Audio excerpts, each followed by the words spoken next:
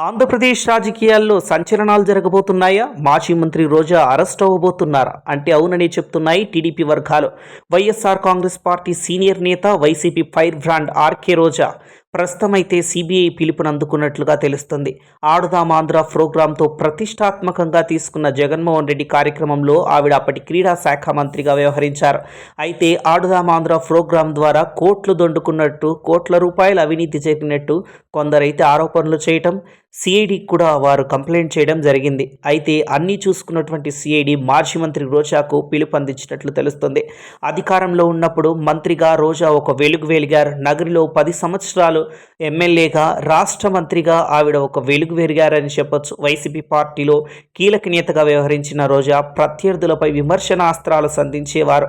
తూటాల్లాంటి మాటలతో విపక్ష నేతలను ఉక్కిరిబిక్కిరి చేసిన రోజా ప్రస్తుతం అరెస్టు కాక తప్పదా? జైలు పాలవుతారా?